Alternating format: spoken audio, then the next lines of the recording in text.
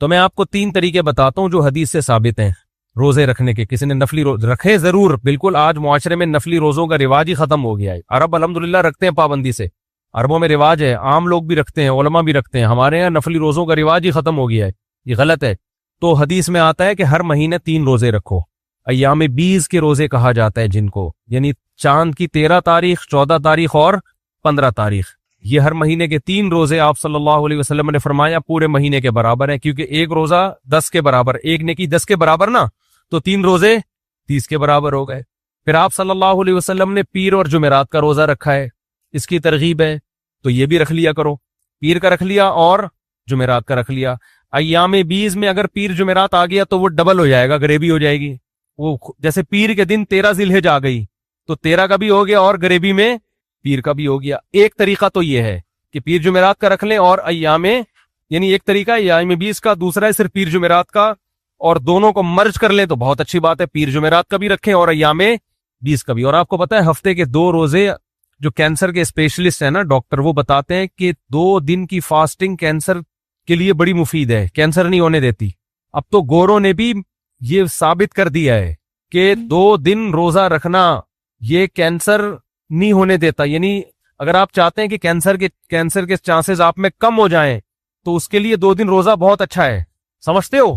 تو وہ اضافی جتنی جو پکوڑے سموسے ادھر ادھر کھانچے رہ گئے ہوتے ہیں نا, ہم جو پھوڑتے رہتے ہیں سارا دن, تو ہفتے میں 2 دن روزہ کیا کرتا ہے, وہ بھوکا رہ کے نا انسان وہ ساری جو اضافی چیزیں ہیں وہ ٹھکانے لگ جاتی ہیں, سمجھتے ہو. تو یہ فائدہ مند ہے, کینسر کے لیے بہت فائدہ مند ہے, اور بھی شوگر کے لیے بھی, صحت کے لیے بہت اچھا ہے یہ. لیکن آپ نے اللہ کے لیے رکھنا ہے, صحت کے لیے نہیں رکھنا. تیسرا روزے کا طریقہ جو حدیث سے ثابت ہے وہ یہ ہے کہ کوئی دن, کوئی مہینہ متعین کیے بغیر, حدیث میں آتا ہے آپ صلی اللہ علیہ وسلم بعض دفعہ روزہ رکھتے تو ایسے رکھنے شروع کرتے کہ ہمیں لگتا آپ کبھی چھوڑیں گے ہی نہیں, پھر چھوڑتے تو ایسا چھوڑتے کہ ہمیں لگتا کہ دوبارہ کبھی رکھیں گے ہی نہیں. تو یہ بھی ایک طریقہ ہے, آپ رکھنا شروع کر دیں, وہ رکھے جا رہے ہیں. جب آپ نے دیکھا کہ یار اب کمزوری شروع ہو گئی ہے صحت میں, چھوڑنا شروع کر دیں, پھر کھاتے رہیں, پھر موڈ ہوا پھر پے در پہ روزے, پھر موڈ ہوا پھر چھوڑیں. تو ایسا چھوڑیں کہ گھر والے سمجھیں اب یہ ان کا معمول ختم ہو گیا, ابھی ہمیشہ کھائیں گے پیئیں گے. اور رکھیں تو ایسا رکھیں کہ گھر والے سمجھیں ابھی ہمیشہ روزے سے رہا کریں گے. تو یہ بھی, اس سے انسان کی صحت بھی ٹھیک رہتی ہے اور روزوں کا ثواب بھی حاصل ہوتا رہتا. ایک خاتون نے لکھا ہے کہ میں چھپ کے نکاح کرنا چاہتی ہوں ایک شخص سے, اور جس سے نکاح کر رہی ہوں اس سے عمر میں بھی بڑی ہوں, گھر والے تیار نہیں ہیں اس نکاح پہ, اس لیے ہم چھپ کر نکاح کرنا چاہتے ہیں, آپ ہمارا نکاح پڑھا دیں. نام وام بھی لکھا ہوا ہے میاں کا, ہوتے رہ جانے والے میاں کا نام بھی. بھائی میں یہ والے نکاح نہیں پڑھاتا, اس کی وجہ یہ ہے کہ یہ اس طرح کے لوڈے لپاڑے جو ہوتے ہیں نا, یہ لڑکیوں کو بے وقوف بناتے ہیں. بہت سارے کیسز آ چکے ہیں. خواتین کہتی ہے نہیں ہم تو بے وقوف نہیں بنتے, ہمیں پتہ ہے. بھائی آپ کو نہیں پتا, ہمیں پتہ ہے. جب شادی ہو جائے گی تو کوئی خاندان تو انوالو ہوگا نہیں, ماں باپ تعلق توڑ دیں گے, اور یہ صاحب جب دل بھر جائے گا اس کا تو یہ بھی چھوڑے گا نہیں تو جان چھڑائے گا, یعنی وقت نہیں دے گا, ٹائم نہیں دے گا. ایک کیس ہوتا تو بتاتا میں, درجنوں کیس آ چکے. جی اچھا, وہ لڑکا بھی یہی بیٹھا ہوا ہے جس سے نکاح کرنا چاہتی. اچھا بچہ ہوگا بالکل چھوٹا سا منا. خیر, تو اس لیے میں ایسے نکاح میں کبھی بھی نہیں اپریشیٹ کرتا. ہاں اگر والدین زیادتی کر رہے ہیں, اب تو مجھے والدین سے مل کے پتہ چلے گا نا کہ وہ واقعی ظلم کر رہے ہیں, زیادتی کر رہے ہیں, تو پھر کورٹ کا سہارا لیا جائے, عدالت جایا جائے, کورٹ میرج کی جائے. پھر لڑکے میں کتنا دم ہے وہ یہیں سے پتہ چل جائے گا. ماں باپ بھی چھوڑ دیتے ہیں, اور پھر وہ لڑکیاں بعد میں جب مسائل ہوتے ہیں تو وہ شوہر بھی نہیں لفٹ کر رہا. آج کل شوہر ارینج میرج میں بیوی کے ساتھ مسائل کر رہا ہوتا ہے, تو جب اس کو پتا ہوتا ہے کہ پیچھے نہ باپ ہے نہ بھائی ہے, تو وہ کہاں اللہ کا خوف کہاں ہے, وہ تو بالکل ہی لٹکا دے گا. ایک لڑکی کا فون آیا تھا لاہور سے, اس وقت فون سنا کرتا تھا میں, اس نے کہا کہ میرا لڑکا ہے, ہمیں برائی سے بچا لے, میرا اس سے نکاح پڑھا دیں. میں نے کہا کون ہے, انہوں نے بتایا فلاں ہے. میں نے کہا میری بات کراؤ. میں نے کہا تو چھپ کے نکاح کیوں کر رہا ہے؟ کہتا ہے بھائی میں چھپ کے اس لیے کر رہا ہوں کہ میرے ابو راضی نہیں ہیں.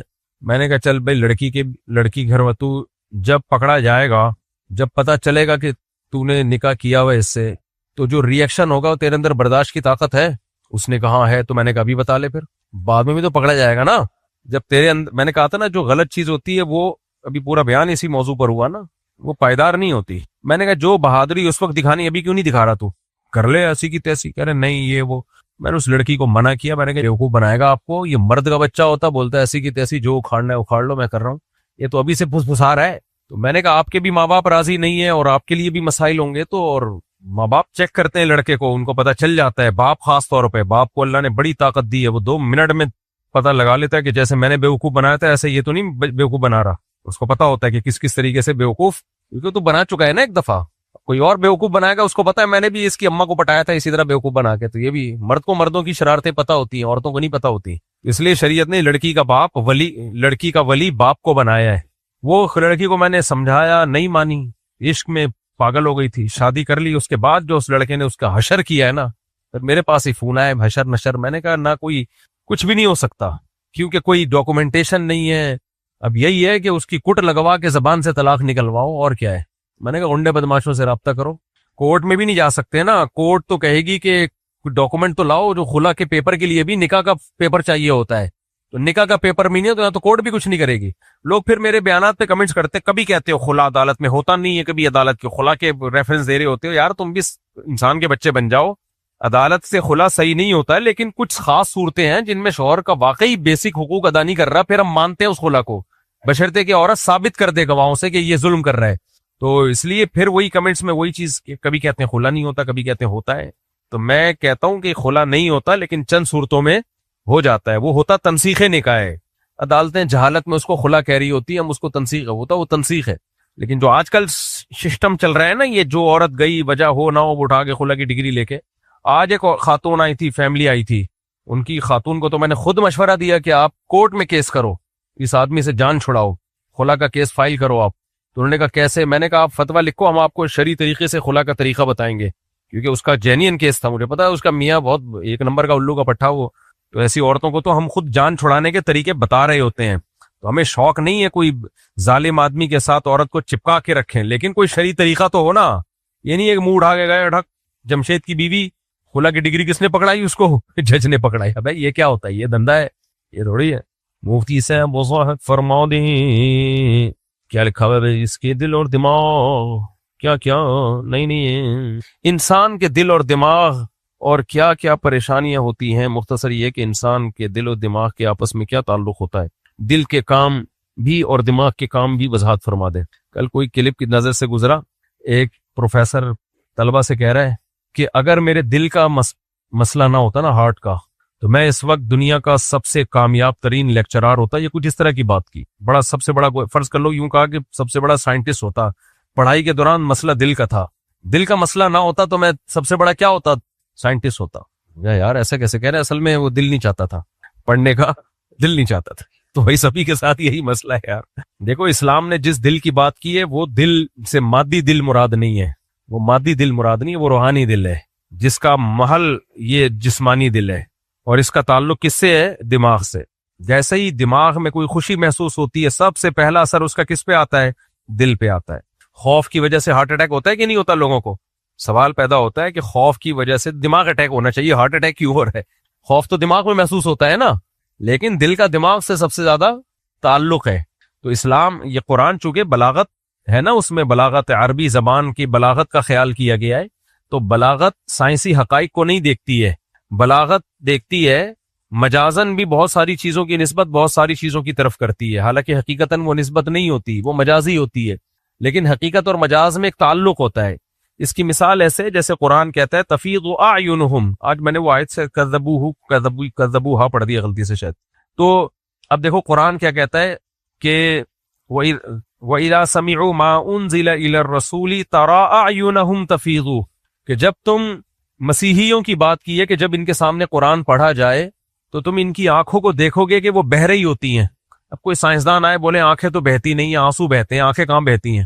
اب سائنسی لحاظ سے تو اس پہ اعتراض بنتا ہے, بھائی قرآن کہہ رہے ہیں آنکھیں بہتی ہیں, تو قرآن کو مولویوں کو سائنس کا نہیں پتا, معاذ اللہ قرآن کو سائنس کا نہیں پتا. تو اس کا کیا جواب دیا جائے گا؟ بھائی قرآن سائنس کی کتاب نہیں ہے, قرآن واض و نصیحت کی کتاب ہے جو عربی میں نازل ہوئی. تو عربی زبان کے محاورے اور عربی کی بلاغت کا اس میں خیال کیا گیا ہے. تو بہتی آنکھیں ہی ہیں, آنسو ہیں, آنکھیں نہیں بہتی. لیکن بلاغت کا قاعدہ کیا ہے؟ جب آنکھیں بہت زیادہ آنسو بہتے ہیں تو مبالغتاً اس کو کہا جاتا ہے گویا آنکھیں بہتی چلی جا رہی ہیں, کیونکہ آنسوؤں کا تعلق کس سے ہوتا ہے؟ تو آنسوؤں کا چونکہ آنکھ سے گہرا تعلق ہے, اس لیے بہنے کی نسبت آنکھ کے بجائے کس کی طرف کر دی؟ آنسو کی طرف. تو جب ہم دماغ میں کسی سے محبت یا خوف، تو دماغ کا سب سے پہلا تعلق کس سے ہے؟ دل سے. تو اس محبت یا خوف کی نسبت اس دل کی طرف کی جا رہی ہے جو سب سے پہلے اثر لیتا ہے دماغ کا. جیسے سب سے پہلے آنکھ اثر لیتی، آنسو اثر یعنی آنکھ پہ اثر ہوتا ہے آنسوؤں کا. حالانکہ روتا بھی اصولی طور پر تو آنکھ روتی بھی نہیں ہے، روتا بھی دماغ ہے. لیکن ہم کیا کہتے ہیں؟ آنکھیں رو رہی ہیں. کہتے ہیں کہ نہیں کہتے؟ حالانکہ آنکھیں تھوڑی روتی ہے، دماغ روتا ہے. لیکن اس کے اثرات کس پر ہوتے ہیں؟ آنکھ پر. تو رونے کی نسبت آنکھوں کی طرف، بہنے کی بہتے آنسو ہیں، لیکن نسبت کس کی طرف ہوتی ہے؟ آنکھ کی طرف ہوتی ہے. دماغ سوتا ہے. میڈیکل سائنس کیا کہتی ہے؟ دماغ. لیکن ہم کہتے ہیں آنکھیں سو رہی ہیں. یہ بھی کہا جاتا ہے آنکھیں بتا رہی ہیں کہ تم خوش ہو، کیونکہ آنکھوں میں خوشی کے اثرات ہوتے ہیں. حالانکہ وہ اثرات اصل میں دماغ میں ہوتے ہیں. محسوس خوشی کو کون کرتا ہے؟ دماغ. لیکن اس کے آثار آپ کے چہرے پہ آتے ہیں کہ چہرہ چمک رہا ہے، بھائی چہرہ بتا رہا ہے کہ آپ خوش ہو. تو یہ سب بلاغت میں اصول ہے. تو اسی لیے قرآن بھی نسبت کس کی طرف کرتا ہے؟ دل کی طرف، کیونکہ دماغ کا سب سے پہلا اثر کس کی طرف پڑتا ہے؟ دل پہ پڑتا ہے. اس لیے بلاغت ہے نا. اب دماغ کی طرف کہہ رہا ہوں، جن کا جو ہے یہ ان کے دماغوں میں محبت نہیں ہے، ان کے دماغوں میں نفرت نہیں ہے. وہی بات ہے، کوئی عاشق اپنی معشوقہ کو، سائنسدان عاشق ہے، وہ اپنی معشوقہ کو دماغ میں تیر گھسا کے بھیج رہا ہے. وہ کہے بھائی اگر میں نے کوئی ایسی بات کر دی ہے تو دل میں تیر گھسا کے بھیجو نا، کہ تم نے میری ایسی بات کی ہے کہ آج میرے دل میں تم نے ٹائم دیا تھا دوپہر 12 بجے ملنے کا، اس کو 1 ہفتہ ڈیلے کر دیا. محبوبہ جب ایسی بات کہے گی تو یہ کیا کرے گا؟ دل کے اندر تیر گھسی ہوئی تصویر بھیجے گا نا. تم لوگ تو مجھے لگ رہا ہے بالکل ہی فارغ ہو گئے ہو کہ بتائے گا میرے دل پہ تیر لگا 1 ہفتہ جو تم نے ڈیلے کر دیا. اب محبوبہ میڈیکل سائنس کی اسٹوڈنٹ تھی، تبھی تو نہیں آئی ٹائم پہ، کیونکہ پڑھائی میں ٹائم لگا رہی ہے. وہ کہے گی تم یہی تو جاہل آدمی ہو، میں تو تم سے شادی نہیں کروں گی، کیونکہ جو تکلیف تمہیں ہوئی ہے وہ تو دماغ کو ہوئی ہے، دل کو تھوڑی ہوئی ہے. تو تمہیں دماغ کی تصویر بنا کے اس میں تیر گھسا کے بھیجنا چاہیے تھا. تو یہ جو عاشق ہوگا نا، وہ کہے گا بھائی آج سے تمہارا میرا تعلق ختم، تو پتہ نہیں مجھے شادی کے بعد کیا پڑھائے گی. یہی کہے گی کہ نہیں کہے گی؟ تو کچھ لوگوں کو ہر بات میں میخیں نکالنے کا شوق ہوتا ہے. قرآن بھی ایک بلاغت کی کتاب ہے. دماغ کا دل سے بہت گہرا، اگر یوں کہا جائے سب سے گہرا تعلق دل کے ساتھ ہے. آنکھیں بھی بعد میں روتی ہیں، پہلے دل روتا ہے. تبھی تو کہتے ہیں میرا دل رو رہا ہے. یہ بھی تو کہتے ہیں نا، حالانکہ آنکھوں سے آنسو آ رہے ہوتے ہیں، لیکن چونکہ دل میں اتنا غم ہوا ہوتا ہے تو آدمی کہتے ہیں آنکھ نہیں، میرا دل رو رہا ہے، تو میں دل سے چاہتا ہوں آپ کو. لوگ کہتے ہیں کہ نہیں کہتے؟ حالانکہ سب کچھ دماغ سے چاہ رہے ہوتے ہیں، دل سے نہیں چاہ رہے ہوتے. تو سائنس کو الگ رکھو اور بلاغت اور اصول، زبانوں کے اصول اور ضابطوں کو الگ رکھو. بلاغت کے بالکل الگ ہی اصول ہوتے ہیں. بلاغت میں غلط چیز بھی صحیح ہو جاتی ہے. خواتین بچوں کو تانے دے رہی ہوتی میں تیری ٹانگیں توڑ دوں گی. اب کسی کو سچ بولنے کا ہیضہ ہے، وہ کہے کہ ایک ہوتا ہے سچا آدمی، ایک ہوتا ہے سچ بولنے کا ہیضہ ہونا. ہیضہ ہوگا، وہ کہے کہ کیا تم واقعی میں توڑو گی اس کی ٹانگیں؟ وہ کہے کہ نہیں، میں تو ایسی کہہ رہی تھی. جھوٹ بولنے کا اسلام میں بہت سخت گناہ ہے. تم نے جب اپنے بچے کو یہ بولا کہ تمہارے ٹانگیں توڑ دوں گی، اگر تمہاری نیت ٹانگیں توڑنے کی نہیں تھی تو یہ جھوٹ ہے. اور قرآن کہتا ہے لعنت اللہ علی الکاذبین، جھوٹوں پر اللہ کی لعنت. تو اگلا کیا کہے گا؟ بیوی طلاق لے کے بھاگ جائے گی ایسے شوہر سے؟ کیا خیال ہے؟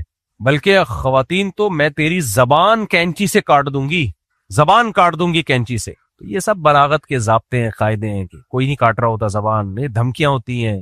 یہ کہتے ہیں نا کہ کچھ لوگ دمبے کی چربی اور دمبے کا گوشت کھاتے ہیں، کے پی کے میں جیسے نہیں کھاتے، تو لڑتے ہیں، وہ ہر ایک سے لڑتے ہیں. دشمن نہ ملے تو آپس میں لڑتے ہیں. کچھ لسی پیتے ہیں پنجاب کے لوگ، کچھ لوگ لسی پیتے ہیں. وہ کیا کرتے ہیں؟ لطیفے کے اصل الفاظ بتاتا ہوں آپ کو. کچھ لوگ ہوتے ہیں جیسے کے پی کے میں دمبا کھائیں گے، دمبے کی چربی کھائیں گے، اور بندوں کو بھی ٹھوکیں گے، دشمنوں کو، اپنوں کو بھی ٹھوکیں گے، دشمن کو بھی ٹھوکیں گے. کیا خیال ہے؟ دشمن نہیں ملے گا تو اپنے آپس میں یہ لڑنا شروع ہو جائیں گے. دشمن بھی ٹھوکتے ہیں، اپنے آپ کو بھی ٹھوکتے ہیں.